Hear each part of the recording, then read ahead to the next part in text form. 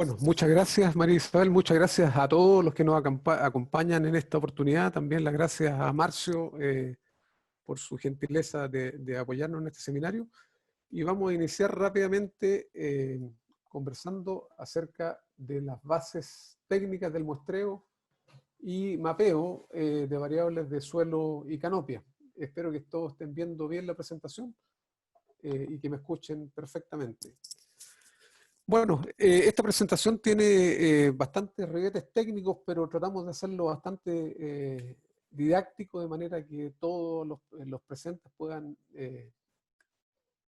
aprender algunas bases del muestreo o confirmar, por supuesto, lo que ya conocen. Vamos a entonces iniciar. Bueno, primero que todo quería comentarles de la definición de agricultura de precisión. Nosotros tenemos una organización a nivel mundial que es la Sociedad Internacional de Agricultura de Precisión, ISPA, y la sociedad sacó una definición de agricultura de precisión, la que fue traducida recientemente al español este año, de hecho, el 2020, con la participación de gente de todos los países de habla hispana. Y se llegó a esta definición que ustedes pueden leer ahí. Es una definición bastante larga que no voy a leer. Sin embargo, si ustedes miran con calma esta definición, aparece que la agricultura de precisión tiene que ver con recoger, procesar y analizar datos temporales, espaciales y individuales, ¿ya? Bueno, entonces es recoger datos, analizar datos, procesarlos y transformarlos en información. Nosotros en Chile hemos acuñado una definición mucho más simple de agricultura de precisión, y esta es que agricultura de precisión es buena agronomía o buena agricultura, como quieran llamarle, ¿cierto? Que es el arte y ciencia de hacer crecer las plantas, ¿cierto? Agricultura de precisión es buena agronomía con información oportuna y de calidad. ¿Ya? Eso es una definición, entonces estamos hablando de información, de toma de decisiones a partir de información.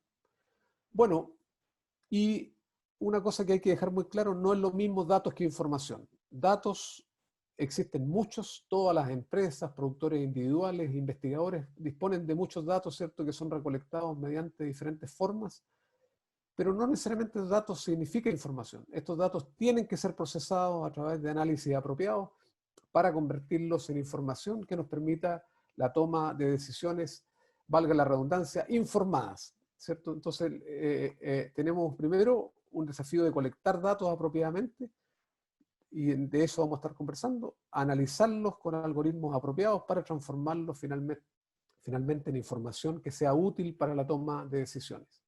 ¿Ya? Bueno, ¿cuáles son los pasos para ir de datos a información? Lo primero, identificar cuáles son nuestras necesidades de información. Por ejemplo, si yo quiero controlar cómo quedó la poda, podría ir a contar yemas, ¿cierto? Después de ejecutado el trabajo de poda, ¿cierto? Nosotros identificamos las necesidades de información, después recolectamos apropiadamente los datos.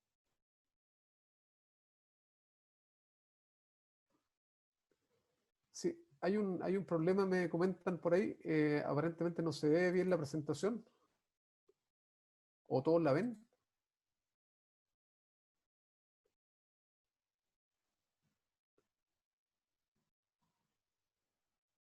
¿Aló? Sí. Bueno, voy a ver si se ve la presentación ahora. Me imagino que...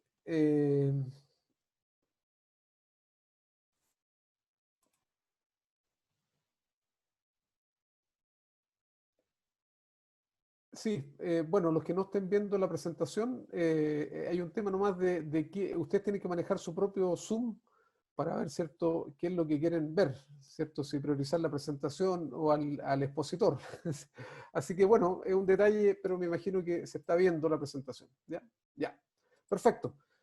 Eh, entonces, de datos de información, identificar necesidades de información, recolectar apropiadamente los datos, procesar adecuadamente estos datos y reportarlos apropiadamente. Nosotros vamos a conversar hoy día de recolección de datos de muestreo, básicamente. ¿Ya? Bueno. Entonces, ¿cuál es el objetivo del muestreo? El muestreo tiene objetivos que son estadísticos, ¿cierto? Y el objetivo es hacer inferencias acerca de una población de interés. Eso es lo que queremos hacer. Hay una población detrás que nosotros queremos muestrear para sacar conclusiones, hacer inferencias acerca de esta población de interés. Y población tiene que ser definido por el que está investigando, en el fondo el productor, el investigador, ¿cierto? Y población puede ser cualquier cosa. Uno tiene que definir cuál es su población blanco de estudio. En este caso, por ejemplo, podrían ser los árboles presentes en un cuartel, o los frutos, la totalidad de los frutos de un cuartel, o si estamos hablando de compost, por ejemplo, podría ser el conjunto de volúmenes de compost que podría yo extraer con eh, un barreno, por ejemplo, o algún otro tipo de implemento desde una pila de compost, o si estamos hablando de muestreo de suelos, podría ser el conjunto de volúmenes de suelo extraídos desde una superficie dada, o el total de hojas presentes en un cuartel. Las poblaciones entonces tienen que ser definidas por el que investiga, ¿ya? Hay que tener bastante, por supuesto, creatividad muchas veces para definir apropiadamente la población. Y aquí, por ejemplo, tenemos una población, si nosotros estamos haciendo muestreos de suelos, ¿cierto? Si yo voy a usar un barreno de tipo tubo, una población podría ser el conjunto de volúmenes de suelo que yo voy a colectar desde un área determinada. Y para que ustedes tengan una idea, si yo usara un barreno de 2 centímetros de diámetro, en una hectárea caben 31 millones de barrenazos, ¿ya? Sí, entre paréntesis, estamos recibiendo algunas peticiones respecto a que la presentación sea muy pequeña. Es un tema que tienen que arreglar internamente ustedes ahí en su Zoom, ¿cierto? Si son tan amables de probar ahí hasta que aparezca la imagen más grande, pero no tiene que ver con la transmisión, ¿ya? Bueno, entonces, una población es el conjunto de volúmenes de suelo en este caso, ¿cierto? Y para que ustedes tengan una idea, son 31 millones de barrenazos. Si nosotros ahora usamos una muestra por hectárea, perdón, por 10 hectáreas, tendríamos 310 millones de barrenazos, para que ustedes vayan dimensionando cuál sería una población, ¿ya? Bueno, otro ejemplo de población, si hacemos calicatas, por ejemplo, si hacemos calicatas dentro de un área de interés, eh, si nosotros vamos a estudiar calicatas, en una hectárea, por ejemplo, si hago calicatas de este tamaño, 1 por 2 por 2, me cabrían 4.000 calicatas. Entonces esa sería mi población por hectárea, ¿ya? O si hablamos de frutos, por ejemplo, para que ustedes tengan alguna idea, podrían haber 300.000 a 500.000 frutos por hectárea, o y si tengo un cuartel de 5 hectáreas, estamos hablando de 1,5 millones, 2,5 millones de frutos. O yemas, en el caso de uva de mesa, por ejemplo, podríamos tener entre 40.000 a 140.000 yemas por hectárea, lo cual se traduce en un cuartel de 5 hectáreas en esas cantidades que ustedes ven ahí, ¿ya? O sea, las poblaciones pueden ser muy grandes y muy variadas, ¿ya? Ahora, ¿por qué nosotros muestreamos la población? Porque normalmente es imposible chequear todos los ítems o individuos de la población, ¿cierto? Es difícil, uno podría hacer un censo, ¿cierto? Efectivamente, investigar a cada ítem o individuo de la población, pero eso es caro, existe un costo de estudiar a todos los elementos de la población. Además, por ejemplo, si yo estoy muestreando fruta, hay una naturaleza destructiva de ciertos muestreos, ¿cierto? Por ejemplo, hemos visto que algunas empresas sacan hasta 500 kilos de fruta por hectárea en una temporada, ¿cierto? Fruta potencial, obviamente, si yo voy mostrando frutos en el tiempo. Y lo más importante es que si yo hago un muestreo apropiado, los resultados son adecuados, ¿ya? No tengo para qué hacer censo si yo puedo muestrear, ¿ya? Ahora, estadísticamente hablando, el objetivo del muestreo es estimar los parámetros de la población. Eso es bien importante, distinguir parámetros de estadístico, ya lo vamos a conversar. Y un parámetro es, por ejemplo, el promedio de yemas por planta, el promedio de fósforo del suelo, lo que ustedes quieran, ¿cierto? Ese es un parámetro, el promedio, la desviación estándar. Si yo hago un modelo de regresión, los betas de ese modelo de regresión o el RO de correlación, esos son parámetros que son desconocidos y que yo los voy a estimar a través de una muestra. O sea, primero quedarse con la idea que los parámetros son desconocidos y yo los quiero estimar a través de una muestra. Entonces vamos a hacer una separación de conceptos. Primero, no es lo mismo parámetro que variable. La variable es lo que deseamos medir. Por ejemplo, el contenido de materia orgánica, el nivel de compactación, la clorofila, yemas por planta, etc. Esa es la variable, lo que queremos medir. El estadístico es el que estima el parámetro y lo calculamos sobre la muestra. Por ejemplo, yo saco una muestra, calculo el promedio, es un estadístico. Lo que se calcula sobre la muestra es el estadístico. Y ese estadístico estima el parámetro. Y el parámetro es desconocido normalmente. Y yo lo estimo a través de un estadístico. Y el otro concepto importante es lo que llamamos error de muestreo, que es la diferencia entre el estadístico y el parámetro, ¿cierto? Obviamente, como yo no conozco el parámetro, este error de muestreo se estima, ¿ya? Entonces la idea es estimar el parámetro que es desconocido a través de una muestra y ojalá que el error de estimación sea lo más bajo posible, ¿ya?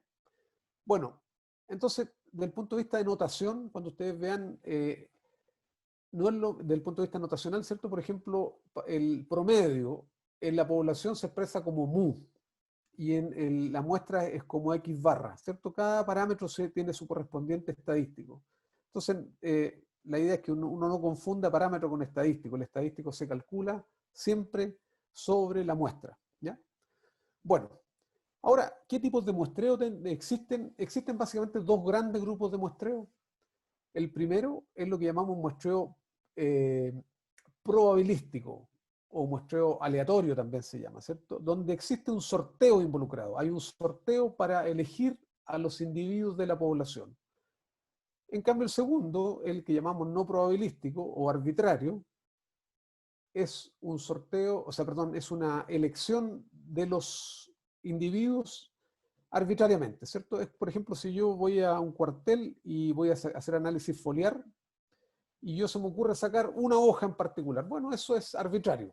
Hay un sesgo de selección, no hay sorteo involucrado. Entonces, hay muestreos donde hay sorteo y otros donde no hay sorteo. ¿Ya? Ahora, para entender mejor este concepto, esto ustedes también lo pueden hacer después. Ahí tenemos una planilla Excel, ¿cierto? Si ustedes pueden ver. Y simulamos una hectárea de árboles, ¿cierto? Hay alrededor de 1023 árboles. Por eso ustedes ven que el número va del 1 al 1023. O sea, cada uno de estos números es un individuo, un árbol, ¿ya? Y de esta población, que en este caso tiene tamaño finito, ¿cierto? Son 1023, yo voy a extraer una muestra para estimar algún parámetro de alguna variable de interés, ¿ya? Entonces lo que hicimos acá sobre esta población de plantas, simulamos números de yemas por planta, pensando que esta es uva de mesa, por ejemplo, ¿cierto? Y cada celdita, entonces cada árbol, tiene un cierto número de yemas por planta, ¿ya? Lo más rojo, por supuesto, son menos yemas, más blanco, más yemas, ¿cierto? Tal como ustedes lo pueden ver ahí. Ahora, esta población tiene parámetros, ¿cierto? Acuérdense, los parámetros son de la población. Tiene un promedio de 78 yemas por planta. Ahí está su desviación estándar. Tiene un coeficiente de variación relativamente bueno, alrededor de un 27%, ¿cierto? Y tiene 1023 individuos. ¿Está claro? Entonces yo tengo una población de árboles en las cuales yo quiero estimar, en este caso, el número promedio de yemas por planta. ¿Está claro? Y por lo tanto, si yo uso una aproximación de muestreo aleatorio, yo voy a muestrear esta población. Ahora, y voy a usar alguna herramienta, por ejemplo, como en el caso de Excel, y voy a seleccionar 20 muestras. Y si yo hago un sorteo, el primer sorteo me salieron esos árboles para muestrear, los que están marcados en verde, ¿cierto? Si yo vuelvo a sortear, me salen otros árboles, porque esto es aleatorio, ¿ya? Y aquí tenemos un primer detalle del muestreo aleatorio desde el punto de vista espacial, es que el muestreo aleatorio, como es aleatorio, puede dejarnos sectores del cuartel sin muestrear. Si ustedes se fijan aquí en el sorteo 2, por ejemplo, donde estoy marcando con el mouse, ustedes observan que aquí hay un sector que no tiene muestra. Entonces, por azar, cuando yo hago un sorteo, pueden quedar sectores sin muestrar. Ahora, veamos cómo anda este sorteo. Nosotros sacamos nuestra muestra de 20 individuos y estimamos el promedio, que es el estadístico, ¿cierto? Nos dio 80,5 y ustedes ven que el parámetro era 78. No estuvimos tan mal, ¿cierto? Y eso lo hice con 20 muestras de las 1023 que era la población. No sé si se fijan. Y en este caso, con el segundo sorteo, volví a muestrear y me dio el promedio 80, que está bastante parecido, ¿cierto? Al 78. O sea, en conclusión, el muestreo aleatorio se puede hacer, pero tiene el detalle muchas veces que quedan sectores sin muestrear, lo cual en agricultura puede ser grave porque nosotros tenemos variabilidad espacial y podría ser que justo este sector era más malo, era más bueno y nos quedamos sin muestra. ¿Ya? Ese sería el detalle del muestreo aleatorio. Ahora, ¿cómo podemos mejorar eso? Lo podemos mejorar estratificando. Ya, supongamos que en este caso tenemos el mismo cuartel, pero habían dos variedades, ¿cierto? La variedad de la izquierda y la variedad de la derecha. En ese caso la estratificación es muy fácil, ¿cierto? Porque claro, es una variedad distinta. Pero, por ejemplo, si esto fuera un suelo plano, ¿cómo estratifico? Yo quiero mostrar suelo. Es difícil estratificar en un suelo plano. Si yo tengo topografía, es fácil, ¿cierto? Puedo hacer una muestra en la zona alta y otra en la zona baja. Pero cuando nosotros tenemos estratos que no son muy claros, no es muy fácil. En este caso, para efectos de explicarles, aquí dividimos la población en dos estratos, pensando que son variedades distintas, ¿cierto? El sector de la izquierda, que tiene 528 individuos, y el de la derecha, que tenía alrededor de 495, ¿cierto? Cada uno tiene sus propios promedios. Y posteriormente de hacer la estratificación, hago un muestreo aleatorio a cada lado, ¿cierto? En cada estrato, ¿ya? Ustedes ven, esto es otra cosa importante. Igual tengo que tomar 20 muestras como aparece en este caso. No es que yo voy a tomar día a un lado y día al otro. Después vamos a conversar del número de muestras y en este caso hay que mantener el número de muestras, ¿ya? Y ahí están los estadísticos, ¿cierto? Y aquí están los parámetros, ¿cierto? De cada subpoblación. Y la verdad que el muestreo aleatorio nuevamente anda bastante bien con el detalle que habíamos comentado de que hay sectores sin muestrear. De todas maneras, la estratificación lo que hace es mejorar la estimación de los parámetros, ¿cierto? El problema de la estratificación es por qué trata estratificar. Y para explicar un poquito más eso, supongamos que yo tengo esta imagen, es una imagen del mes de enero de este año, y ustedes ven, perdón, esta es de abril de este año, miento, es de abril de este año, y ustedes ven que yo quería hacer algún muestreo acá, ¿ya?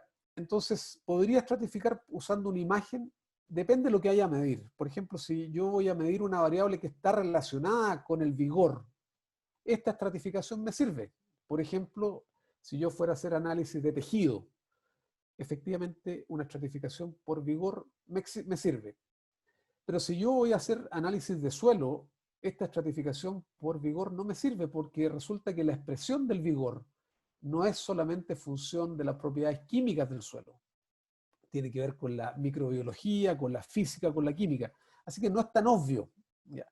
Entonces la estrata es muy importante. Si yo quiero estratificar, tengo que buscar una variable que esté relacionada con la variable de interés. Por ejemplo, si voy a hacer análisis foliar, una imagen me sirve, absolutamente.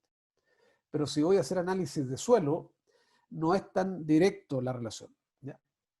Así que la estrata es muy importante. Bueno, muchos dirán, oiga, pero esto es complejo porque hay que usar software. La verdad que no, y yo les quería mostrar a los productores sobre todo y a los estudiantes que hay en la audiencia, que es fácil hacer muestreo aleatorio cuando nosotros usamos nuestra calculadora del teléfono, ¿cierto? Si ustedes agarran su teléfono y buscan calculadora y lo ponen en sentido horizontal, le aparece esta calculadora científica, ¿cierto?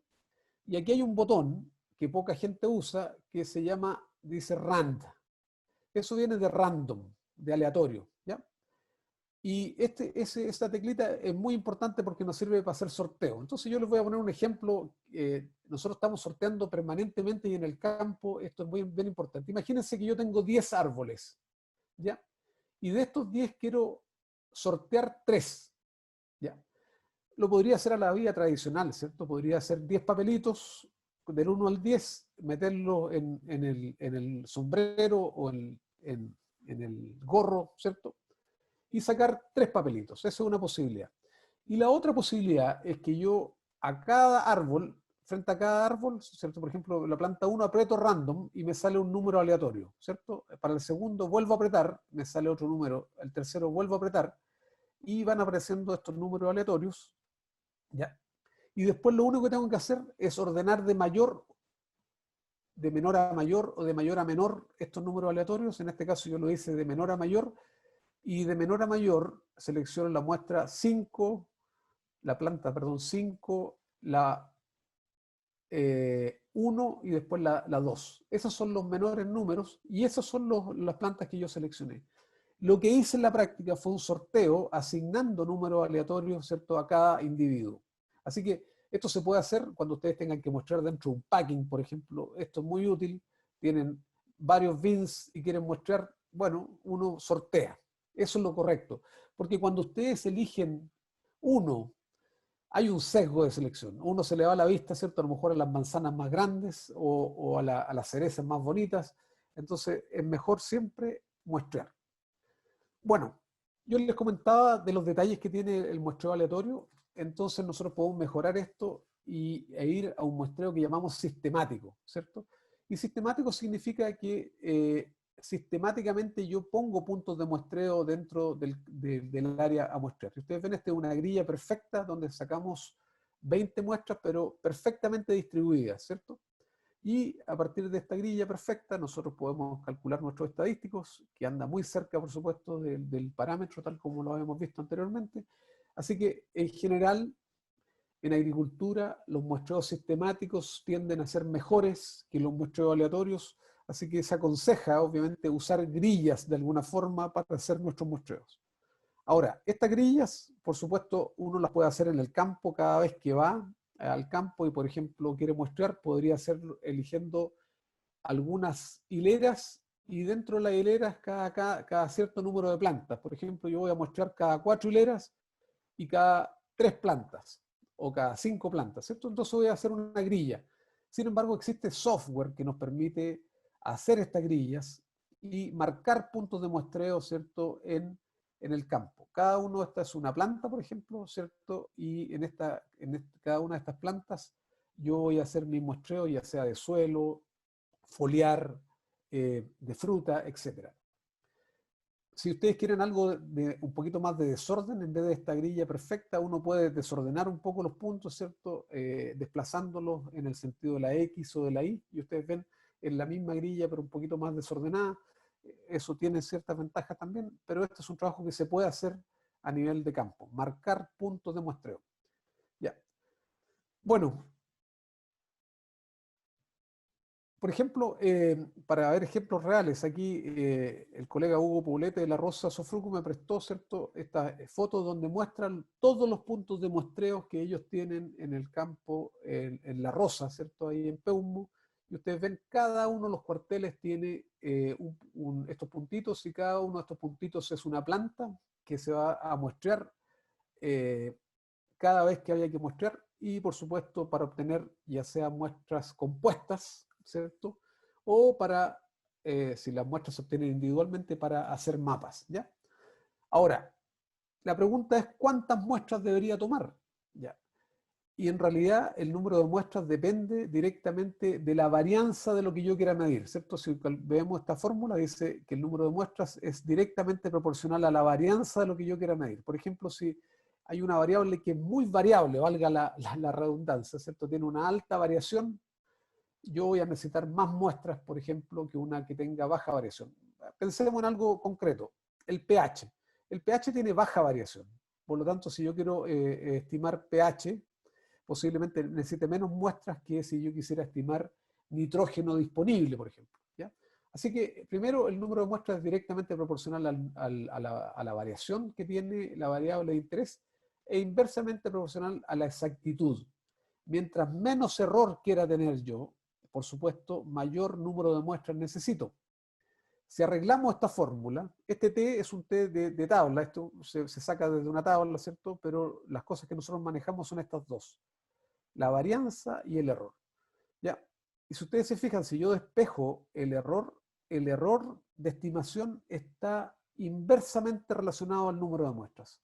O sea, si yo quiero estimar un parámetro, ¿cierto?, con error más bajo, necesito más muestras. Ahora, ¿cuál es ese número de muestras? Por supuesto, depende de lo que queramos medir, pero por lo menos ustedes deberían sacar cada vez que hacen un muestreo más de 20 muestras o submuestras, en el caso que haga una muestra compuesta, para tener un error de aproximadamente 10%. Si alguien saca menos muestras que esto, la verdad que el error puede dispararse, incluso llegar hasta el 50%, lo cual es mejor no hacer muestreo, ¿ya? Así que sobre 20 muestras por muestra. Ahora, yo les comentaba que esto depende de cada propiedad, y si ustedes miran, por ejemplo, aquí tenemos diferentes cuarteles o lotes, ¿ya? Y aquí tenemos el coeficiente de variación para la materia orgánica en diferentes lotes. El coeficiente de variación es una medida de variabilidad. Mientras más alto, más variable. Y ustedes ven que ahí la materia orgánica tiene niveles de variabilidad en algunos casos bastante altos, ¿cierto? En cambio, el pH, tal como lo hemos visto, tiene mucho menos variación. Por lo tanto, yo necesitaría más muestras para determinar materia orgánica que para pH. Ahora, si nos vamos a las propiedades biológicas del suelo, estas tienen coeficientes de variación increíblemente altos, lo que significa que yo necesito mucho más muestras para evaluar propiedades biológicas en comparación, por ejemplo, a las físicas o a las químicas. Si ustedes se fijan aquí, estas son poblaciones de levaduras, fíjense en los coeficientes de variación que tienen, o la actividad enzimática, ¿ciertos? De algunas enzimas, ¿cierto? Tienen coeficientes de variación muy altos, lo que significa que hay que muestrear bastante más, ¿ya? Bueno, una vez que nosotros hacemos nuestro muestreo, podemos calcular algunos estadísticos, ¿cierto? Lo que llamamos estadística descriptiva, y por ejemplo, en el ejemplo de las yemas, nosotros podríamos calcular los promedios, ¿cierto? Ustedes ven aquí, tenemos tres variables que evaluamos, el número de cargadores por planta, las yemas por cargador y las yemas por planta. Podemos calcular el promedio, ¿cierto? Y por supuesto algunos otros estadísticos como el coeficiente de variación, y lo más importante, podemos poner intervalos de confianza, ¿cierto?, para este promedio. Por ejemplo, en este caso habían 65 yemas por planta, pero en la población ese número podría estar entre 60 y 70, ya con un 95% de confianza. Ahora, esto es bien importante, nosotros calculamos estadísticos, pero si yo tengo una muestra compuesta, por ejemplo, yo tomé las 20 submuestras y hice una sola muestra, lo único que podemos estimar es el promedio, ¿ya? Cuando hacemos una muestra compuesta, el único parámetro que se estima es el promedio, ¿ya? Ahora, el problema del promedio es que el promedio puede ser engañoso, ¿cierto? Puede ser muy engañoso, y aquí tenemos un ejemplo real de este engaño. Si ustedes miran esta estadística que está aquí, este es un lote, un cuartel de aproximadamente 10 hectáreas, ¿cierto? Y si ustedes miran aquí el fósforo, por ejemplo, promedio es 23 partes por millón. En este caso, 23 partes por millón, uno podría considerar que es un buen nivel de fósforo, y uno se quedaría tranquilo. Dice, mi cuartel tiene un 23, perdón, 23 partes por millón, lo que significa que está bien. Sin embargo, en este mismo cuartel, si nosotros tuviéramos más muestras, podríamos ver que el mínimo son 5 partes por millón y el máximo son 43 partes por millón. Es decir, hay un sector muy importante del cuartel que está deficiente. Un 30% de este cuartel se encuentra deficiente en fósforo. Entonces, es por eso que el promedio es engañoso. El promedio, ¿cierto?, nos muestra, se supone, si tengo una distribución normal, nos muestra el valor central. Ni siquiera, porque también vamos a conversar que tiene otros problemas. Así que la idea es tratar de alejarse un poquito del promedio y entrar, digamos, a trabajar con mapas. Otro problema del promedio es que depende mucho de la distribución, ¿cierto? Si yo tengo, por ejemplo, aquí tengo la distribución de fósforo, tengo el fósforo extractable en el suelo, y aquí tengo la cantidad de muestras que están en ese nivel. En vez de tener una campana perfectamente normal, ¿cierto?, nosotros tenemos este tipo de distribuciones que son sesgadas a la derecha, muy parecida al ingreso en Chile, por ejemplo. Si ustedes aquí tuvieran ingreso y aquí el número de personas, el ingreso tiene esta misma forma, ¿cierto? Es decir, pocas personas ganan mucha plata y la mayoría gana poco. Es exactamente lo que pasa en agricultura, ¿cierto? Tenemos pocos valores altos, y eso lo que hace es que el promedio sea mayor que la mediana. O sea, este no es una campana perfecta, y lo que hacemos normalmente es sobreestimar la fertilidad, para que ustedes lo tengan en cuenta, ¿ya? Bueno, ¿cómo podemos alejarnos del promedio? Entrar a mapear nuestras propiedades, ¿cierto? Y para mapear, lo primero que hay que hacer es hacer un muestreo sistemático, como aparece acá, o un muestreo en grilla que se llama, donde cada punto es una muestra. Estos puntos, por supuesto, tienen que tener dependencia espacial, que ya la vamos a explicar qué significa, y esta dependencia espacial nos va a indicar con qué intensidad tengo que muestrar. Por ejemplo, cuántas muestras por hectárea, y además me va a indicar, nosotros tenemos que considerar un n mínimo, y ese n mínimo es de alrededor de 100. Ya lo vamos a explicar un poquito más. O sea, yo tengo que sacar un cierto número de muestras por hectárea, pero además tengo que llegar a un n mínimo para poder mapear de manera apropiada, ¿ya? Ahora, ¿cómo medimos la dependencia espacial? ¿Y qué es la dependencia espacial? La dependencia espacial es bastante sencilla desde el punto de vista conceptual. Significa que muestras que se toman más cerca se parecen más que muestras que están más lejos, ¿ya? Por ejemplo, si yo muestro dos árboles que están contiguos, lo más probable es que esos árboles se parecen más que dos árboles que están más lejanos. O si muestreo dos puntos en el suelo de puntos muy cercanos, eso se parecen más que puntos más lejanos, ¿cierto? Entonces, la similitud se puede medir a través de la correlación o la autocorrelación, como quieran llamarlo, correlación consigo mismo. Y aquí, por ejemplo, tenemos esta herramienta que se llama correlograma. Y se la explico, es muy sencilla. Aquí tenemos la distancia entre las muestras y aquí tenemos la correlación entre las muestras. Por supuesto, mientras más alto, más parecido. Mientras más alta es la correlación, más parecido, y mientras más bajo, menos parecido. Y si ustedes ven, a medida que nos alejamos en distancia, ¿cierto? Ustedes ven que el grado de parecido empieza a caer, hasta que llegamos a cero, y en ese punto ya las muestras no se parecen en nada, ¿ya? Esto mismo lo podemos ver en esta otra herramienta que se llama variograma, donde en vez de usar correlación, usamos varianza o diferencia entre las muestras. Y ustedes pueden ver que a medida que nosotros nos alejamos en distancia entre las muestras, la diferencia o la varianza entre ellas aumenta, ¿cierto? Es decir, existe relación entre las muestras hasta un cierto punto donde ya no hay más relación y las muestras se hacen independientes. Bueno, a partir de esta herramienta o esta, nosotros podemos determinar los rangos de dependencia espacial, donde quiere decir que las muestras se parecen entre ellas. A nosotros, cuando queremos mapear, nos interesa que las muestras se parezcan entre ellas para poder interpolar, ¿ya?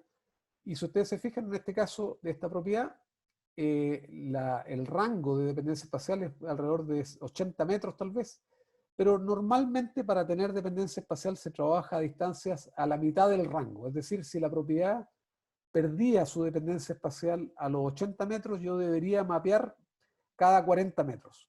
¿Ya? ¿Está claro? Eso es un poquito el concepto de dependencia espacial, pero para que se queden con la idea, muestras cercanas se parecen más que muestras lejanas. Y yo tengo que estar lo suficientemente cerca entre las muestras para que yo pueda interpolar. Es porque lo que hacemos en la práctica cuando hacemos un mapa es interpolar. Imagínense, yo tengo este cuartel, estos son mis puntos de muestreo, y lo que yo voy a hacer después, voy a generar una grilla o celditas que ustedes ven aquí, de un cierto tamaño, por ejemplo, puede ser de 10 metros cuadrados cada celda, y después yo tengo que rellenar los valores de la propiedad que quiero medir. Ahí, cada una de esas celdas debe rellenarse. ¿Y cómo lo relleno? En función de los vecinos, ¿cierto? Por ejemplo, si yo quiero estimar este punto aquí, voy a usar todos los vecinos que están alrededor para estimar el punto ahí, ¿ya? Y eso se llama interpolación. Existen diferentes algoritmos de interpolación y básicamente para estimar un lugar donde no había muestra, yo uso a los vecinos, ¿ya? Y lo que hago, le doy peso a cada uno de estos vecinos, ¿ya? Y ese peso normalmente lo podemos sacar de este mismo variograma, ¿ya? Y eso nos permite entonces estimar los valores en lugares no muestreados, para al final tener un mapa continuo, ¿cierto?, de la propiedad de interés. Ahora, para que ustedes vean, existen distintos algoritmos que nos permiten diferentes tipos de interpolación. Son los mismos datos, es pH, y ustedes ven diferentes mapas con diferentes algoritmos. Este es el que más usamos nosotros, que se llama Kriging, que se basa precisamente en el variograma. Y ustedes ven que este mapa, por supuesto, representa bastante bien la realidad. Más que este, donde se asigna el valor de cada celda al vecino más próximo. Por ejemplo, si yo quiero saber el valor de esa celda, le asigno del punto más cercano. Y la verdad que es un algoritmo que no funciona muy bien, con pocos datos, pero Kriging es el que nosotros usamos, pero Kriging requiere dependencia espacial. ¿Ya? Ahora, les quiero mostrar algunos ejemplos de dependencia espacial. Esto, por ejemplo, para que ustedes vayan teniendo una idea de cuánto muestrear. Fíjense que este rendimiento de uva de mesa. Esto, hemos hecho varios experimentos, ¿cierto? Donde hemos tenido muestreo en grilla para uva de mesa, para el rendimiento. Y ustedes ven el rango de dependencia espacial, que es este A1 que ustedes ven aquí, es alrededor de 100 metros. Es decir, si yo quiero mapear rendimiento, debería tomar muestras, perdón, a la mitad de este rango, alrededor de 50 metros. Los BRICS, por ejemplo, los grados BRICS tienen rangos mucho más cortos, alrededor de 30 metros, ¿cierto? Por lo tanto, si yo quisiera mapear los grados BRICS, necesito tomar muestras mucho más cerca, eso significa más muestras por hectárea, ¿ya? Bueno, y hemos hecho algunos estudios también interesantes con la ayuda de Hugo Poblete en La Rosa. Entonces es investigación conjunta que hemos realizado con bastante trabajo de campo de parte de Hugo y su gente. Por ejemplo, estudios de compactación, y ustedes ven aquí están los variogramas para compactación a los 20 y a los 40 centímetros. Si ustedes se fijan nuevamente, las distancias de dependencia son alrededor de 40 metros, 50 metros, o sea, si yo quiero mapear la compactación debería tener muestras bastante cercanas, ¿cierto? Para poder hacer un mapa como los que ustedes observan aquí, ¿cierto? Ustedes ven ahí está la grilla que se hizo. En cada uno de estos puntos se tomó la compactación a 2 profundidades y finalmente se construyeron estos mapas, por supuesto, existiendo lo que llamamos dependencia espacial, ¿ya? Otras propiedades que son más raras de medir, y esto es bien interesante, por ejemplo, el número de yemas en kiwi, yemas por hectárea, por ejemplo, ustedes la pueden ver acá, ¿ya? Y lo que se hizo fue una grilla, tal como habíamos comentado anteriormente, y se hizo un primer variograma, y ustedes cuando obtengan este tipo de cosas, por ejemplo, no sé si se fijan aquí, el rango es bastante largo, ¿cierto? Dice 350 metros, o sea, yo podría tomar muestras muy lejanas unas de otras. Pero cuando se encuentran con algo así, es que existe otro problema que se llama tendencia, ¿ya? Es decir, naturalmente, cuando yo avanzo en la dirección X o longitud, o en la dirección Y, que es latitud, la variable aumenta naturalmente, ¿ya? Por alguna condición de suelo, etc. Entonces, cuando ustedes se encuentran con algo así, hay que eliminar esa tendencia y después hacer el variograma como corresponde. Y ustedes ven, pasamos de tener casi 350 metros de dependencia espacial a alrededor de 112 metros, ¿ya? Lo que significa que el número de yemas, por ejemplo, debería mapearse alrededor de 50 metros entre muestras aproximadamente, ¿ya? Y esto es muy interesante porque existe poco información respecto a la actividad biológica. Hemos estado trabajando con actividad de beta-glucosidasa, por ejemplo, y otras enzimas.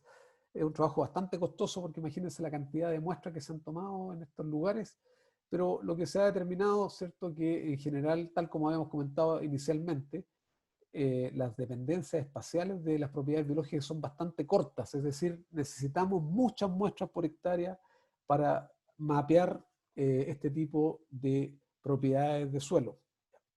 Entonces, en este caso, nos dio alrededor de 30 metros. Bueno, para que ustedes puedan usar, yo hice un resumen en esta tabla de ejemplos de dependencia espacial en base a muchos estudios que hemos hecho en los últimos 20 años, ¿cierto? Y yo puse algunas variables que me parecieron interesantes. Por ejemplo, si yo quiero mapear clorofila, ¿ya?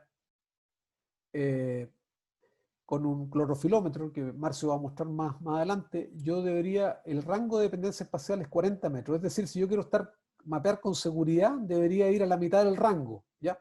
20 metros, ¿correcto? Si ustedes si ustedes calculan en base a este rango cuántas muestras por hectárea, ¿cierto? Sería 20 por 20, son 400, y 10.000 dividido por 400 nos da 25 muestras por hectárea, una intensidad altísima, ¿cierto? Y aquí yo les comentaba que no basta con tener una intensidad de muestreo, tenemos que tratar de alcanzar un N mínimo, un N de 100. Entonces, por eso es interesante cuando uno haga este tipo de estudios, pueda tener superficies grandes. Por ejemplo, si a mí yo necesitaría alrededor de 4 hectáreas para llegar a las 100. Si no pasa esto, significa que, y yo estoy mostrando un sector pequeñito, por ejemplo, de media hectárea, significa que yo igual tengo que tomar las 100 muestras en esa media hectárea. No sé si me explico. Entonces, este es el mínimo de superficie para alcanzar las 100 hectáreas. Entonces, mientras más grande sea el área a estudiar, es mejor, es más eficiente, ¿cierto? Porque eso nos permite alcanzar el N crítico, que son alrededor de 100 para hacer un buen mapa. O sea, una cosa es la distancia entre muestras y la otra es el total del tamaño de la muestra. Por ejemplo, veamos mineralización de nitrógeno. Tiene un rango muy corto, 30 metros, lo que significaría que yo debería sacar alrededor de 44 muestras por hectárea, ¿cierto? Y para llegar, necesitaría alrededor de poco más de 2 hectáreas para llegar a ese N de 100, ¿se fija? Y así, las beta-glucosidades, actividad es bastante corta, todo lo que tenga que ver con microorganismos, la verdad que las distancias son bastante cortas, y tanto las propiedades químicas, por ejemplo, son un poquito mejores, alrededor de 100 metros de dependencia espacial para la mayoría de las propiedades químicas, lo que significa grillas de 50 metros, los rendimientos 50 metros y así sucesivamente, ¿ya? Los bricks, ustedes ven, bastante cortos también, así que cada una de las propiedades tiene rangos de dependencia espacial que nos permiten mapear. Ahora, el problema que tiene este tipo de sistemas que requieren alta intensidad, ¿cierto? Si yo quiero hacer una buena descripción de la propiedad de interés, requiero alta intensidad. Si yo alcanzo una buena intensidad de muestreo, por supuesto que describo muy bien la realidad. Aquí tenemos un ejemplo donde vamos aumentando, ¿cierto?, el número de muestras. Aquí, por ejemplo, tenemos una muestra cada 2 hectáreas, es decir, media muestra por hectárea, una muestra por hectárea, 2,5 muestras por hectárea, hasta 5 muestras por hectárea, y ustedes ven cómo va cambiando el nivel de detalle, ¿cierto? Por supuesto, si avanzamos algo respecto al promedio, ya es un avance, ¿cierto? Poder mapear, aunque no sea detalladamente, pero si nosotros queremos ir al detalle, entonces nos tenemos que apoyar en otro tipo de tecnologías, por ejemplo, como el uso de sensores que permiten tener más puntos. Los sensores también muestrean, y eso es lo que hacen, ¿cierto? Muestrean, pero con una tasa de muestreo mucho más alto. Y por ejemplo, uno podría usar este tipo de sensores para mapear la superficie con una intensidad bastante más alta. En este caso se trata de un sensor de rayos gamma que nos permite mapear, ¿cierto?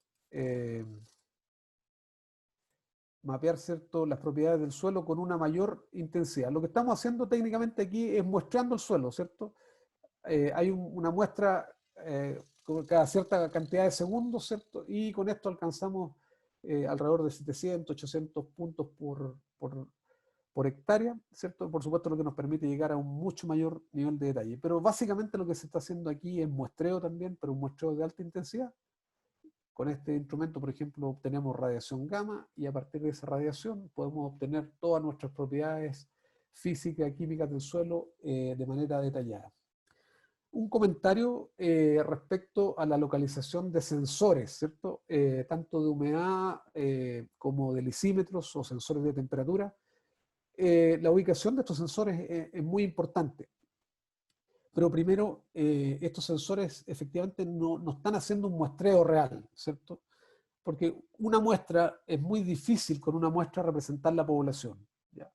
Nosotros vimos que para la mayoría de las propiedades, salvo que la población fuera totalmente homogénea, ¿cierto? Nosotros necesitamos un alto número de muestras, 20 puntos, ¿cierto?, por muestra para poder representar apropiadamente para estimar apropiadamente el parámetro de la población. Entonces, cuando tenemos un sensor, ¿ya? Por ejemplo, un lisímetro o un sensor de humedad en un lugar, claramente es solamente para chequear, pero uno no debería tomar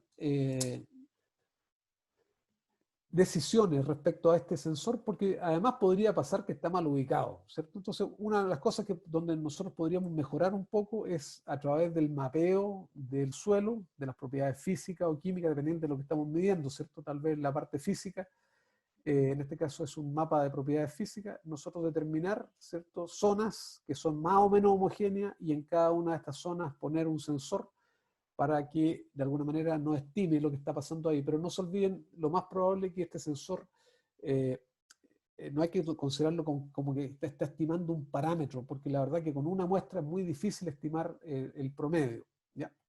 Bueno, para ir terminando en honor al tiempo, algunas recomendaciones para el muestreo. Primero hablemos de muestras compuestas. Una muestra compuesta, por ejemplo, es la muestra foliar que mandamos al laboratorio o la muestra de suelo que mandamos al laboratorio. Primero, colectar un N que sea adecuado, un número de submuestras que sea adecuado, por lo menos 20 submuestras por muestra y ojalá que fueran más, ¿ya?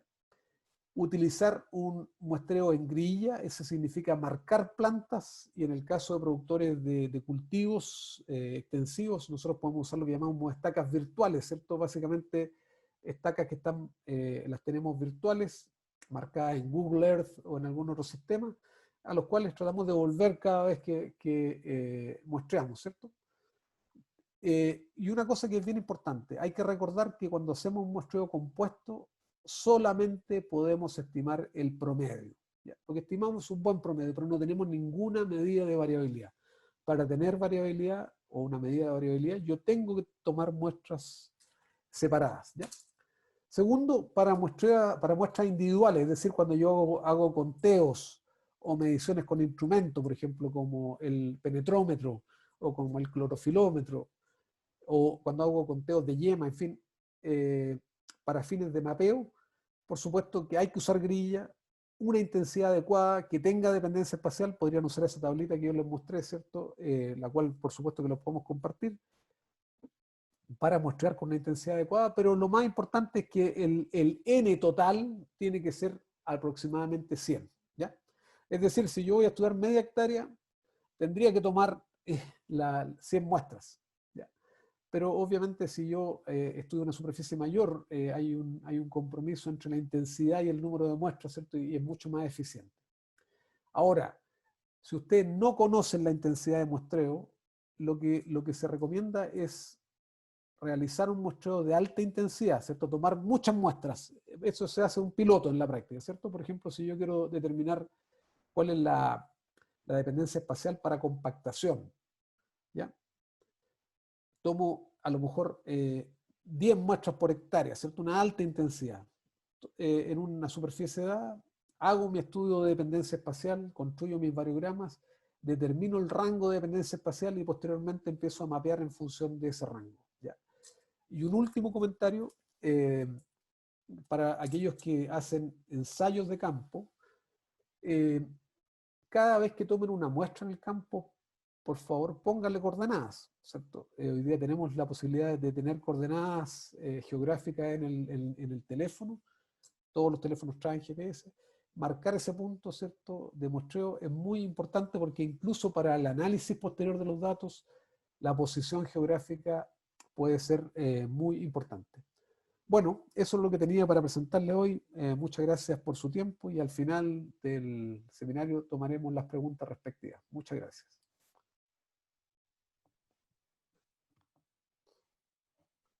Muchas gracias, Rodrigo, por tu charla. A continuación daremos inicio a la charla Mediciones georreferenciadas de compactación de suelo, clorofila en hojas y humedad de suelo, utilizando tecnología Falker. Esta charla es dictada por Marcio Albuquerque, ingeniero electrónico, Master of Science, CEO de Falker Automatización Agrícola, Brasil. Bienvenido, Marcio. Hola, buenos días, muchas gracias. No consigo ligar mi vídeo, si puede liberar para mí. Acá no estoy como ahora sí. Buenos días a todos, muchas gracias por la invitación, muchas gracias María, muchas gracias Rodrigo. Para empezar, pido disculpas, no hablo muy bien el español. En algunos momentos va a ser más un portuñol do que español, pero creo que pueden comprenderme. Voy a compartir mi tela, mi pantalla. María puede habilitar para mí, no puedo compartir acá.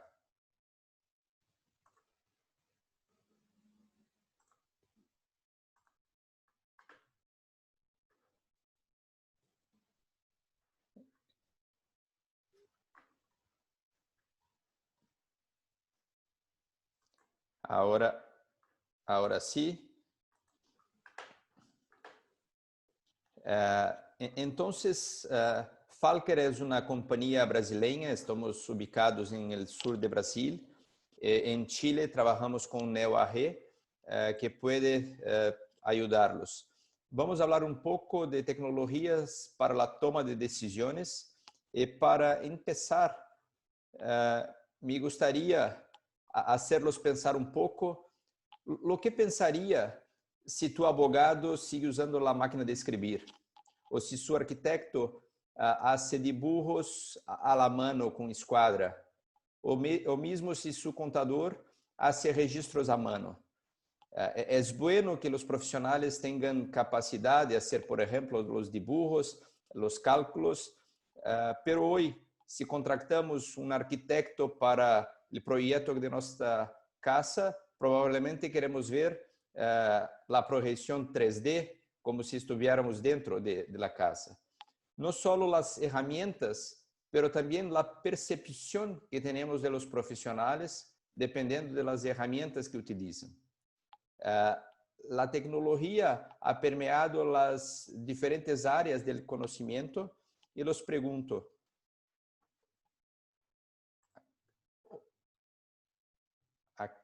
¿qué herramientas estás usando?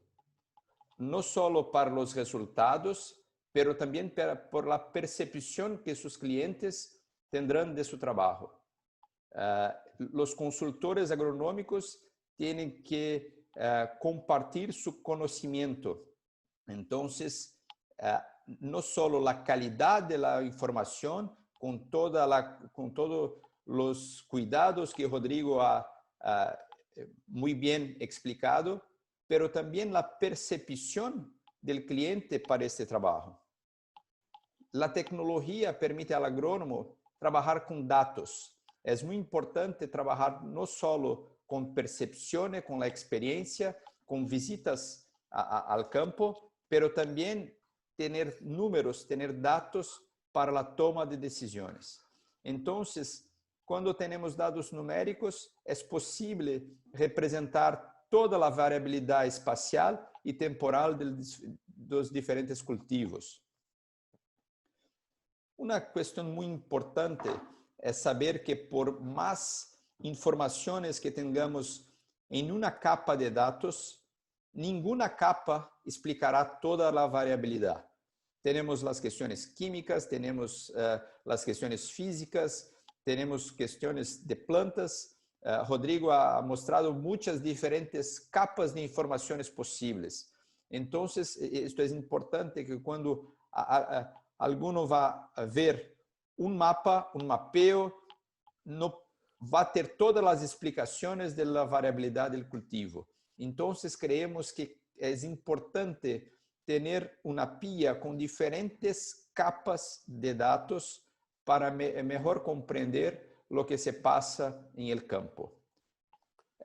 Então, para começar, vamos falar de uma capa de dados que é importante, pero muitas vezes não é olvidada em la agricultura, que é a compactação do suelo. A condição física do suelo muitas vezes é dada uma menor importância que as questões de fertilidade.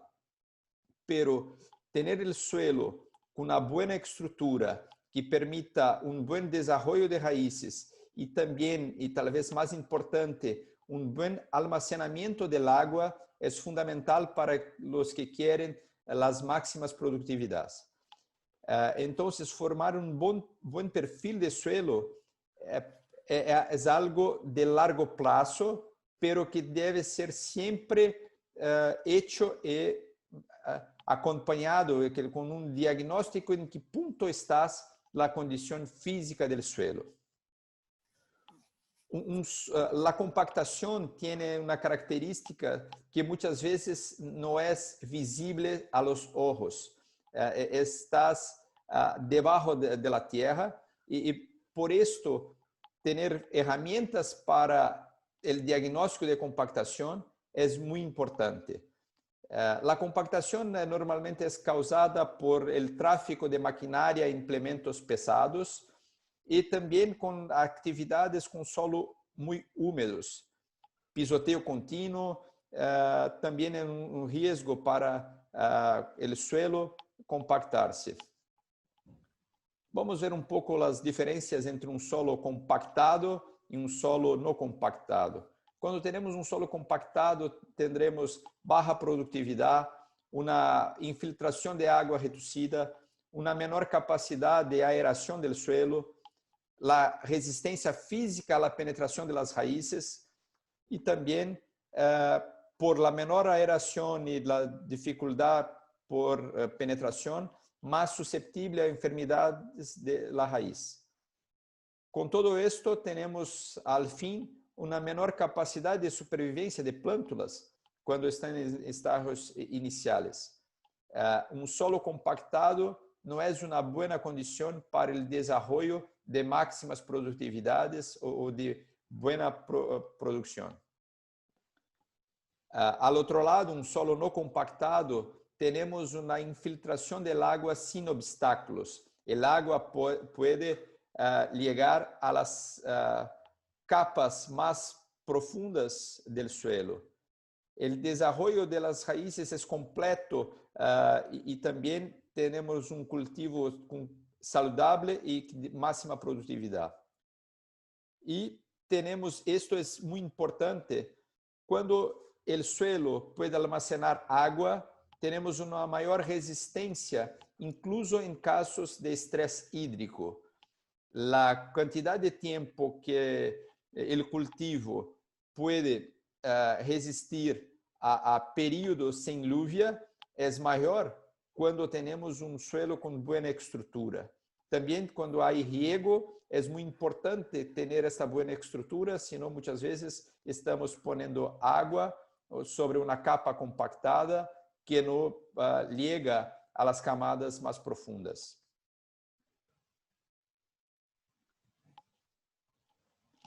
Cuando hablamos de compactación del suelo, tenemos que hablar de 3 dimensiones, que es lo que le llamamos.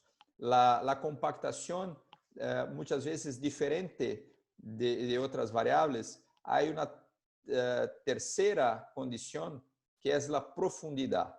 Como Rodrigo ha dicho, la ubicación de una variable es muy importante, esto no solo para compactación, pero para todas las variables agronómicas. Entonces, primero, conocer la ubicación de cada punto y saber dentro de un campo, de una cancha, cuáles partes tienen compactación y cuáles no tienen. Por segundo, la intensidad. Hay diferentes niveles de compactación, no es solo está compactado o no estás compactado, pero en qué intensidad está esta compactación. ¿Cómo voy a abordar este problema? Niveles muy altos de compactación, algunas veces es necesario una intervención mecánica. Niveles no tan altos, hay otras formas de trabajar para resolver el problema.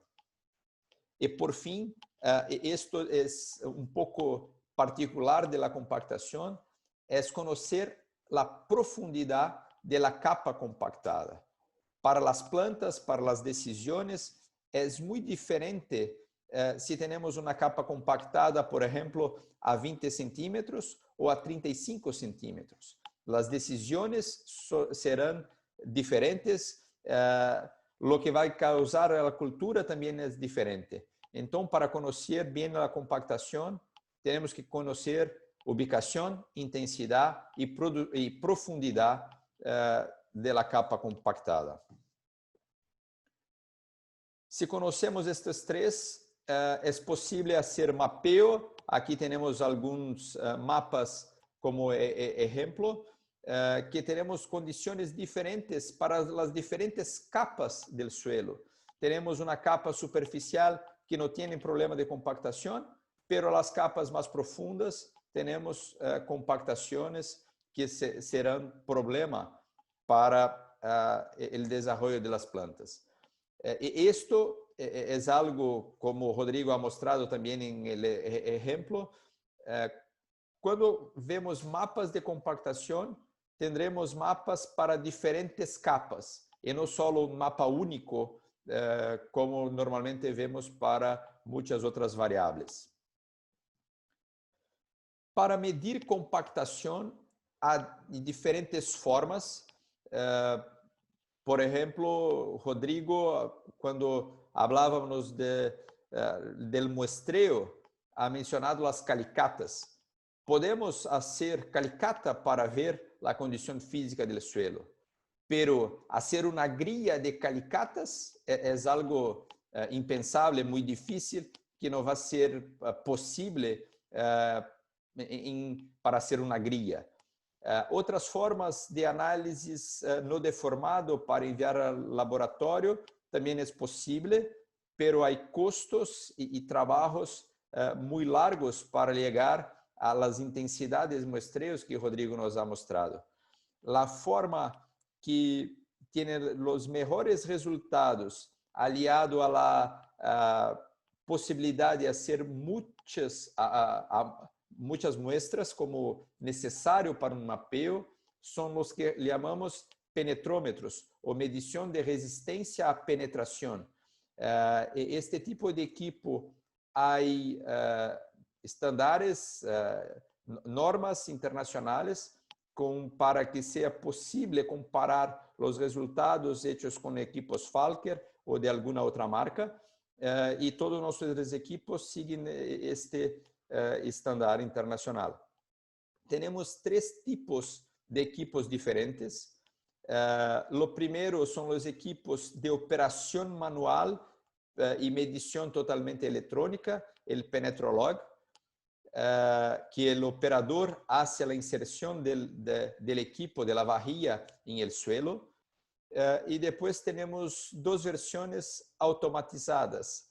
Una para el mapeo de grandes áreas, que se puede colocar en un quad o otro vehículo. Y también tenemos para áreas de investigación. Tenemos el Solotrack, que tiene ya la batería y las ruedas integradas. Entonces, estos 3 equipos, todos ellos tienen el mismo tipo de dato, que es el perfil del suelo a cada centímetro hasta 60 centímetros de profundidad. Entonces, con esto se conoce la intensidad, la profundidad de la capa, y los 3 tienen la posibilidad de integrar un GPS para tener la ubicación exacta del muestreo. Vamos a hablar un poco de Penetrolog, el equipo de operación manual. Entonces, todos ellos van a fornecer un gráfico como este para cada centímetro del suelo, la intensidad de la resistencia a penetración hasta los 60 centímetros. Esta nueva generación de Penetrolog ha sido introducida al mercado en este año y cuenta con un GPS integrado y posibilidad de datos, de transferencia de datos por USB y también por Bluetooth. Y hay una pantalla gráfica y es muy sencillo para la utilización. La operación, entonces, el usuario hace la inserción de la vajilla en el suelo, guiado por la pantalla con una interfaz muy simple de utilizar. Y después, sea en el aplicación móvil, sea en la web, los datos están disponibles para análisis y también para exportar para cualquier tipo de otro software que el usuario prefiera utilizar. hablar un poco de prevención de la compactación. Si llegamos a medir de forma continua y vemos que no tenemos problemas, es importante una prevención para que no lleguemos a tener un problema. Entonces, controlar el tráfego y principalmente con cuál humedad va a hacer las operaciones en el campo. Una planificación de operaciones para reducir al máximo la cantidad de veces que necesitamos poner carga al suelo, principalmente si esté con alta humedad. Ajustes de juego de rodas, presión de neumáticos, son cosas que pueden ayudar a reducir los problemas de compactación. Cuanto más ancho son los neumáticos, mejor será distribuida la presión en el suelo. Y después, si tenemos un diagnóstico de un área compactada, hay que hacer una interpretación agronómica según los casos y según los datos. Son las diferentes capas de información que van a ayudar a la toma de decisión, pero por la compactación tenemos diferentes niveles de intervenciones posibles. Intervención mecánica en algunos cultivos, en algunos casos es posible, la rotación de cultivos, aplicaciones de materia orgánica, cambio de profundidades de siembra, son decisiones que pueden ser tomadas según los diferentes casos y condiciones que el diagnóstico, la información va a ayudar a esta toma de decisión. Vamos a hablar un poco de otra capa de datos, saliendo del suelo y mirando un poco las plantas, que es la clorofila. Rodrigo ha hablado rápidamente sobre la clorofila. El contenido de clorofila es proporcional al nitrógeno absorbido por las plantas. Entonces, medir la intensidad de clorofila es una forma de tener una información sobre cuánto nitrógeno la planta pudo absorber. Entonces, y podemos hacer correcciones de fertilización donde necesario. El contenido de clorofila es un buen indicador general del estado nutricional y sanitario de las plantas. Si tenemos la posibilidad de medir clorofila, es una de las informaciones que un muestreo de hojas podría dar, pero de una forma instantánea. Entonces, si tenemos un equipo que puede medir el contenido de clorofila de forma rápida en campo, sin necesitar el envío al laboratorio y que los resultados salgan de inmediato, con pocos segundos para hacer cada análisis. Es un equipo que por cada análisis demora 2 a 3 segundos en el máximo, y con esto las cantidades de muestreos que Rodrigo ha demostrado son posibles, porque si tenemos que hacer un muestreo que demanda mucho trabajo, mucho tiempo, es más difícil tener una gran cantidad de muestras. Pero si cada muestra es muy sencilla y muy rápida y no hay un costo directo de cada muestra, es posible tener las cantidades de muestras necesarias para la buena estadística. Entonces, tenemos un diagnóstico instantáneo, una interfaz y operación muy simples, y también la posibilidad de muestreo georreferenciado y mapeo por la exportación de los datos para un software específico de este equipo, que es incluso con lo mismo. Entonces, tenemos un equipo muy sencillo para diagnóstico y el acompañamiento del desarrollo de las culturas. Vamos a pasar al tercero punto, que son las herramientas para control de riego.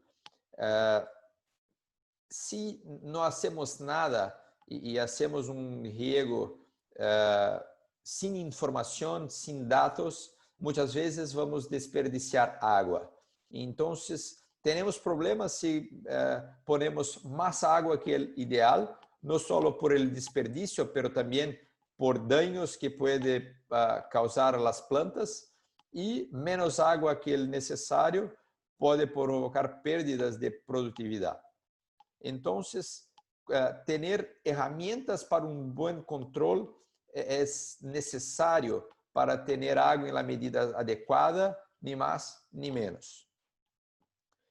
Tenemos dos herramientas que pueden ayudar para el control de riego. Una es el Hydrofarm, que es un equipo de operación manual. El sensor se queda instalado en el campo y el utilizador va con el lector hasta el punto donde está el sensor para tener la información instantánea de percentual de humedad del suelo en aquel punto. Es muy sencillo, es eficiente y hay una posibilidad de lecturas con la frecuencia que el utilizador desea. Puede ir todos los días, 2 veces al día, a cada 2 días, dependiendo de las condiciones de utilización. También se puede hacer informaciones para un mapeo de datos.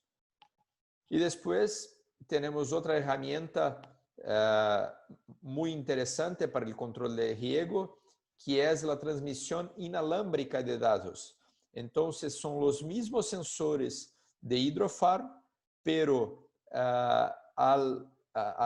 no se utiliza el lector manual, pero en cada sensor hay una antena como esta que hace una red de transmisión de datos de un punto al otro hasta llegar a la central de la red en la sede de la finca. Y si en esta ubicación hay acceso al Internet, los datos son enviados a un servidor en nube, están accesibles de cualquier lugar y a cualquier momento. Con esta herramienta hacemos mediciones a cada 15 minutos, entonces hay un registro completo de la variación de humedad a lo largo de todo el ciclo de producción. Entonces, estas eran las herramientas que tendría para mostrarlos. Vamos a quedarnos acá para, junto con Rodrigo, pasar las preguntas.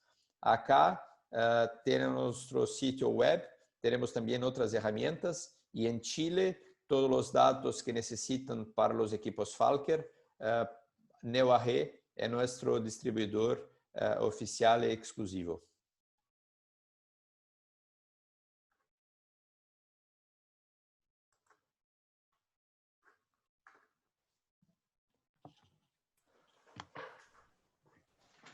Muchas gracias, Marcio. A continuación, daremos inicio a la lectura de las preguntas.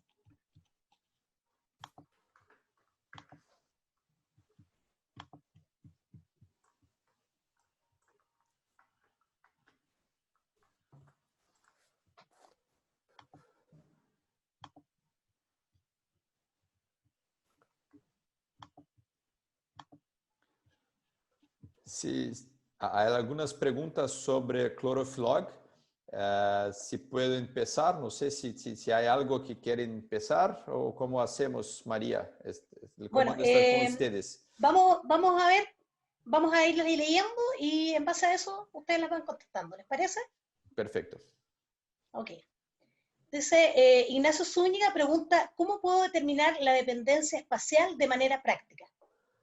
Bueno, no sé si me escuchan. Sí, Sí, básicamente yo lo mencioné, tal vez lo voy a reiterar. Es bueno partir haciendo muestreos de alta intensidad. Pensemos que estamos usando el clorofilómetro que había mencionado Marcio. Nosotros podemos tomar muchas muestras, ¿cierto?, con posición geográfica, con este clorofilómetro, y posteriormente construir lo que llamamos un variograma, ¿cierto? Y a partir de esa herramienta que se llama variograma podemos determinar la dependencia espacial, el rango de dependencia espacial.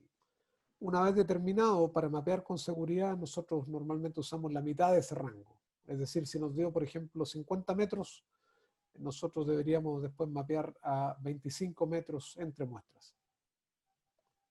Gracias, Rodrigo. Nuevamente Ignacio Zúñiga pregunta, ¿cómo podemos complementar el análisis de suelos si no se dispone del presupuesto para realizar todos los análisis necesarios? ¿Cuáles serían los análisis más representativos para lograr nuestro análisis efectivo?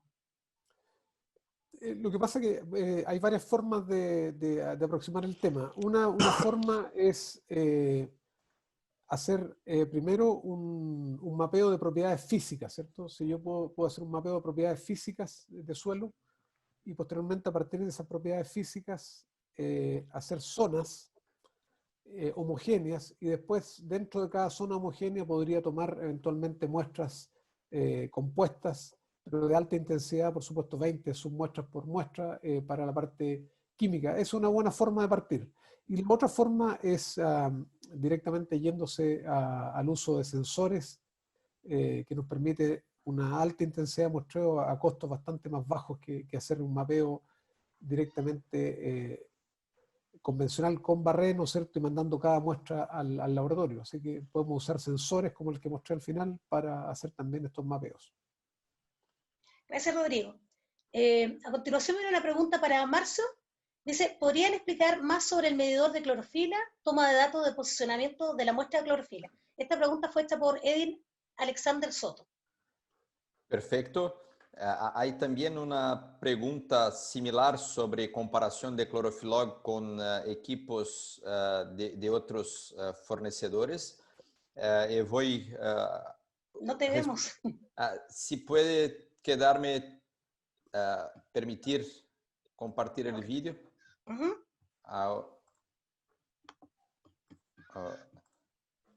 Hay uno. Si puede meterme. No. Voy a responder. Si María puede dejarme compartir nuevamente el vídeo que había desligado para Rodrigo hablar, pero ahora no consigo ligar nuevamente. Pero para la respuesta por voz creo que es suficiente. El clorofilómetro es un equipo que hace mediciones ópticas, entonces son luces específicas conocidas que la clorofila absorbe más que otras y hacemos una medición de cuánto de esta luz la hoja ha absorbido. Entonces, una medición puntual, óptica y específica de la misma forma que otros clorofilómetros disponibles en el mercado mundial hacen. Entonces, es posible conectar un GPS para junto tener la ubicación de estas mediciones. Tanto puede ser hecho con una conexión y el dato se almacena junto, como puede ser una medición, una ubicación en separado. Si hay una grilla de mediciones, esta ubicación puede estar separado, pero el equipo tiene la posibilidad de conexión con un GPS para que se registre junto la ubicación. En comparación con otros equipos que también miden clorofila, el Clorofilog trabaja con 3 comprimentos, no sé si es esto que se dice en español, Rodrigo, comprimentos de ola. Entonces se trabaja y de esta forma es posible tener tanto la clorofila A cuanto la clorofila B como la clorofila total. Entonces esto es diferente de otras marcas de clorofilómetros disponibles en el mercado. También tenemos una memoria más larga y una área de medición más amplia. Son 8 milímetros contra 4 de otros equipos. Y también por ser adaptado para diferentes culturas, tenemos un rango de medición más ancho, de forma que es mucho más difícil de saturar las mediciones con Clorofilog que con otros equipos. Creo que es para las dudas de clorofilómetro son estas. Gracias, Marcio. A continuación, Teresa Vergara pregunta, ¿cuál es la superficie mínima para poder acceder a toma de muestras de suelo y canopia con ustedes? Bueno, hay una superficie mínima operativa, ¿cierto? Pero normalmente, en el caso de suelos, son alrededor de 10 hectáreas. Eso no quiere decir que no se pueda hacer por menos. Lo que pasa es que el costo mínimo es de 10 hectáreas, ¿ya? Y en el caso de canopia, me entiendo que es algo así de como 25 hectáreas. Sin embargo, en realidad no hay, es un tema finalmente de costo, ¿cierto? No hay superficie mínima. Uno puede mapear una superficie muy pequeña o una superficie muy, muy grande, pero eso sería los mínimos que se tienen por hoy. Gracias, Rodrigo. Ahora continuamos con una pregunta nuevamente de Ignacio Zúñiga, quien ha participado bastante. Gracias por participar. Él consulta, ¿cómo se pueden interpretar y relacionar los análisis microbiológicos considerando su alta variabilidad dentro del campo? Bueno, el que tenga alta variabilidad no invalida la medición. Lo que pasa es que, cuando uno tiene, si uno toma poca muestra, ¿cierto? Yo tomo poquitas muestras y tengo un promedio, que sería a través de una muestra compuesta, ese promedio tiene más incerteza nomás, ¿cierto? Tiene más incerteza. Pero la interpretación es la que normalmente se hace, ¿cierto? Yo puedo comparar un promedio con otro, hacer análisis de varianza, en fin. Pero la única forma de mejorar la precisión del estimador del parámetro, ¿cierto? Del promedio en este caso, sería aumentando el número de sus muestras por muestra. Gracias, Rodrigo. A continuación, Manuel González pregunta, ¿qué diferencias de lectura hay entre instrumento clorofilómetro y resultado de laboratorio para una misma muestra? Hay diferentes trabajos. No sé si han intentado permitir que compartir. Sí, Rodrigo, tú eres anfitrión. Si puede, Rodrigo, permitir que Un momento. Sí, dame un segundito, te comparto inmediatamente. Compartir mi vídeo. Sí. Bueno, dale. Ahora sí. Ahora sí. Perfecto. Entonces, hay diferentes trabajos con el clorofilog, que es el nombre de nuestro clorofilómetro. Hay más de 1.200 trabajos académicos en Google Scholar con citación de utilización de clorofilog, y algunos de estos han hecho comparaciones con mediciones de laboratorio. Normalmente hay una correlación con R cuadrado mayor que 0,9%. O sea, hay una correlación muy buena para diferentes culturas para la medición con el clorofilómetro. Marcio, aprovecho el tiro de preguntarte, dice, ¿qué costo, Edin Alexander, qué costo tiene el clorofilómetro? ¿Cuál es el nombre del clorofilómetro que nos están ofreciendo?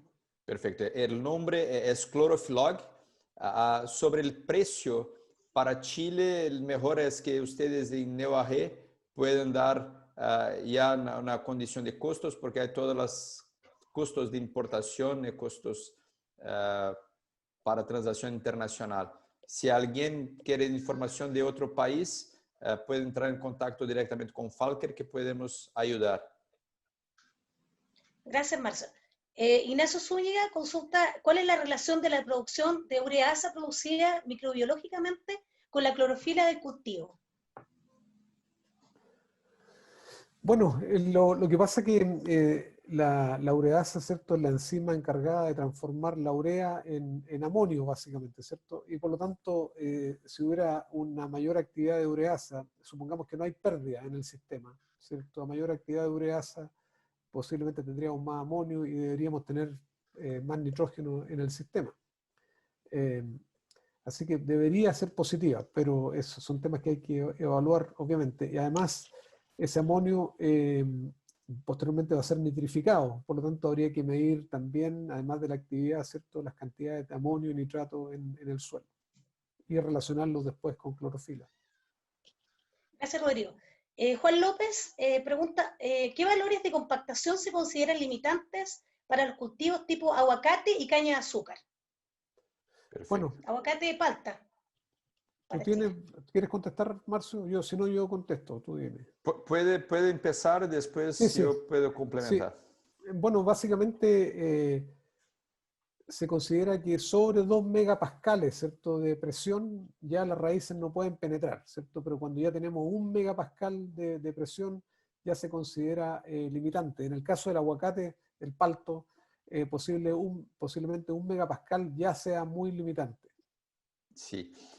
Lo que vemos, trabajamos con medición de compactación hace 15 años. Vemos que hay diferentes interpretaciones para los resultados. Las bibliografías clásicas normalmente trabajan con 2,5 megapascales, como Rodrigo ha dicho. Lo que hemos visto en los últimos años es que estos niveles son los niveles que impiden la penetración física de las raíces. Pero como hay toda la cuestión de la relación suelo y agua, niveles menores, más bajos de compactación, pueden ser problema dependiendo de la cultura y del nivel de productividad desejado. Por ejemplo, estoy en Brasil y una cultura importante es la soya. Toda la bibliografía siempre se trabajaba con 2 megapascales, 2,5, dependiendo del tipo de suelo y condiciones. Pero lo que hemos visto en los últimos años es que en los premios de máxima productividad se ha empezado a medir también la compactación. Y lo que vemos es que en áreas de máxima productividad, normalmente tenemos compactaciones en máximo a la casa de 1 megapascal, como Rodrigo ha dicho. Entonces, no hay, cuando trabajamos con datos de compactación, no hay una respuesta única y pronta, porque hay la cuestión de productividad desejada y también de condiciones de lluvia, por ejemplo. Tenemos áreas que se mide, por ejemplo, 2 megapascales o un poco menos, vamos a decir, 1,8. Si en esta área hay un año de buenas lluvias, probablemente no podemos no ver el problema de compactación. Pero en la misma área, con las mismas condiciones, si hay un otro año con un periodo, por ejemplo, de 30 días sin lluvia, esta área va sim a sofrer con compactación. Entonces, para interpretar los datos de compactación, hay que tener en cuenta la productividad desejada y también cuáles son las condiciones climáticas que quiero estar preparado para enfrentar. Lo que decimos es, lo mínimo es mejor, pero ni siempre es posible la toma de decisiones. Con certeza, alguna área con 1,5 megapascales no va a ser una área para hacer una intervención mecánica para romper capas, pero es una área que se pueden tomar otras medidas para, por ejemplo, añadir materia orgánica. Es posible siempre intentar reducir los niveles de compactación. Gracias, Marcio. Desde Colombia también es bueno conocer que nos saludan, nos dan las gracias. Daniel González comenta, muchas gracias por tan importante mediación de conocimiento. Un saludo especial desde Colombia. También los saludamos a Daniel y a todos los colombianos que están presentes.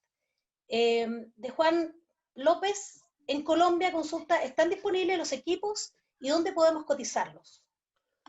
Sí, la nueva red de Colombia puede trabajar con nuestros equipos para algunas cuestiones. Entonces, el primer contacto puede ser con Nueva Red. Y también tenemos todos los que hablan de otros países puede contactar directamente Falker, que siempre direccionamos para los distribuidores locales. Gracias, Marcio. Hay otra pregunta que en realidad no parece muy claro el nombre, pero es, hay tanta variabilidad en sistemas de goteo, en buen estado obviamente, y después, considerando que las raíces reciben lo mismo, me refiero a nutrición. La variabilidad biológica está asociada a la variabilidad de la MO. De la materia orgánica, sí, materia orgánica. Sí. Materia Bueno, efectivamente hay variabilidad, obviamente la variabilidad más importante, la que hace muchas veces que una planta produzca más que otra, no es la variabilidad ni física ni química. En el caso chileno hemos hecho varios estudios donde hemos analizado, ¿cierto?, por qué un sector se comporta distinto a otro. Hemos analizado la parte química, la parte física y la parte biológica, y la única diferencia que hemos encontrado es en microbiología. O sea, la microbiología puede causar diferencias notables, ¿cierto?, a nivel de la variabilidad de la calidad y los rendimientos en los cultivos frutales. Así que efectivamente, y esa variabilidad biológica, por supuesto, que está asociada en parte a la variabilidad de la materia orgánica, pero también a la disponibilidad de materia orgánica.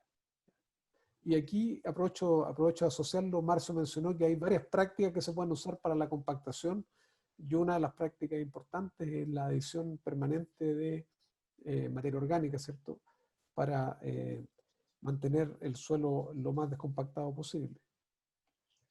Bueno, en la sección de preguntas y respuestas, Francisco Can nos dijo, buenos días, ¿cómo podríamos saber qué algoritmo de interpolación es el más adecuado? Bueno, todo depende de la intensidad de datos. Por ejemplo, si yo tengo una alta intensidad de datos, por ejemplo, como a partir de un sensor, tengo 1000 datos, o un sensor ya sea óptico o un sensor de suelo, en fin, yo podría usar cualquier algoritmo y entre ellos podría usar distancia inversa o Kriging, ¿ya? Pero cuando yo tengo menores intensidades y tengo dependencia espacial, Kriging es uno de los algoritmos que mejor se comporta, representa mucho mejor la realidad. De hecho, ese es el que se recomienda. Pero efectivamente uno puede evaluar diferentes algoritmos y después ver qué tan bien o tan mal andan y calcular una especie de R cuadrado, ¿cierto?, para ver qué tan buena predicción hacen. Pero Gracias, Rodrigo. Kriging Perdón. es el recomendado. Kriging es el recomendado normalmente. Gracias. Para Marcio, creo que esta pregunta dice, equipo Clorofilog es similar a SPAD, ¿tiene más ventajas SPAD? Sí, yo he respondido con comparación a otros equipos. Tenemos a la cuestión de las dos clorofilas. Creo que esta pregunta ya había respondido antes. Gracias, Marcio. Un espectador que no aparece el nombre dice, en caso de seguimiento de análisis foliares comparativos, ¿recomiendan muestreo en plantas marcadas? ¿Con cuántas repeticiones se puede hacer estadística? Bueno, en general, tal como había comentado inicialmente, si yo voy a hacer, por ejemplo, muestreo foliar y voy a hacer una muestra compuesta, es bueno sacar esas hojas de plantas marcadas, ¿cierto? O sea, usando un diseño sistemático de alguna forma, aunque yo posteriormente pueda mezclar estas hojas, ¿cierto? Saco hojas de diferentes árboles y las mezclo, y esos árboles ojalá que estén en un diseño de grilla.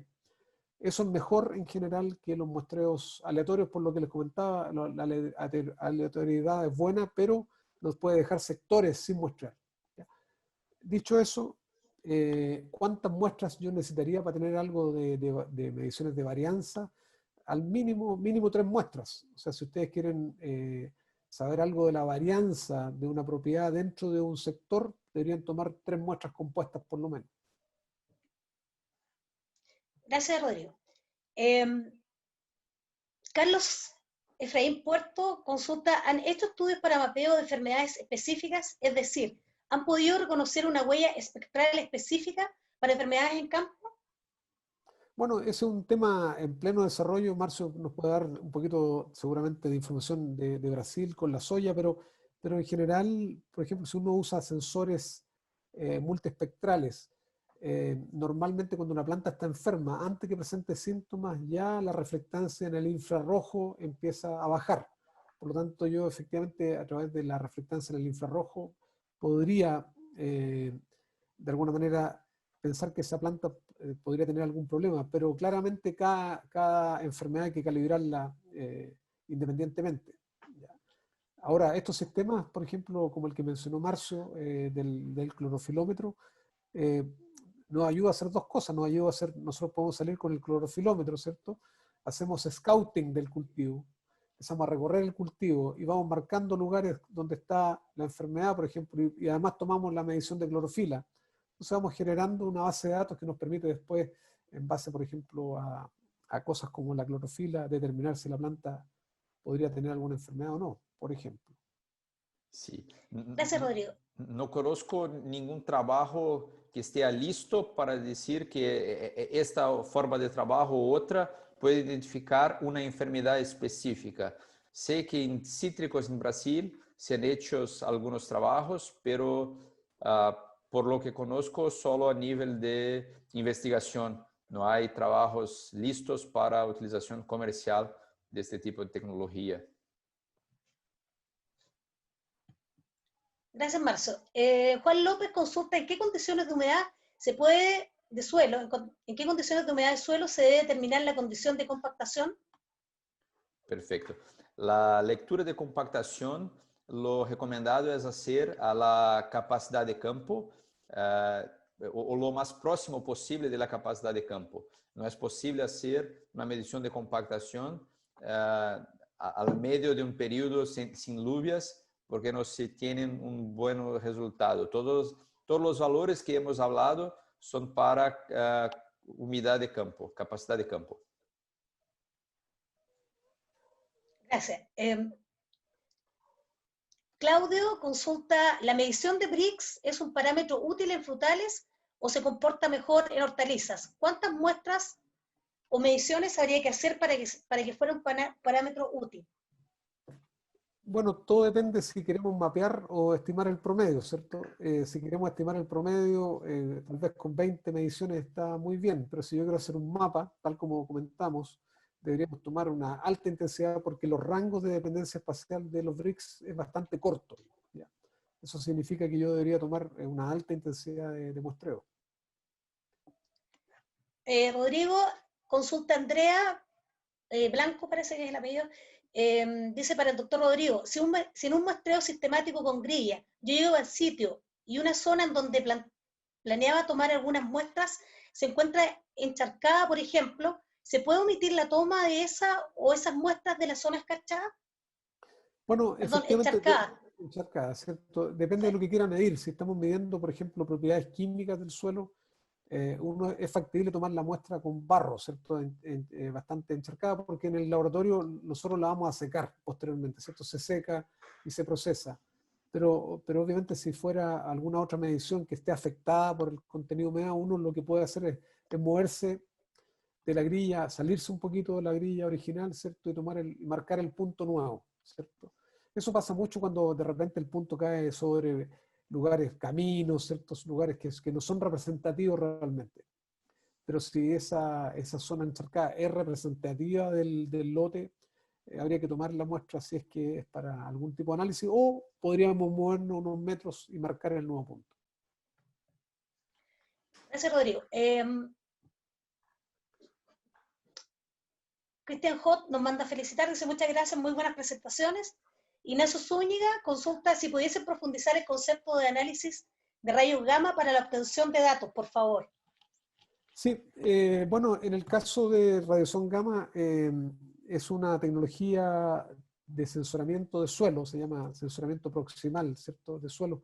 Y básicamente lo que mide esta tecnología es la emisión gamma de algunos isótopos que están en el suelo, ¿cierto?, como potasio 40, cesio, torio, uranio, en fin, todos los suelos tienen, y lo que se mide es esta radiación, y posteriormente esa radiación está relacionada obviamente con las propiedades físicas y químicas del suelo, y a partir entonces de la espacialización de estos datos nos permite espacializar también los análisis de suelo.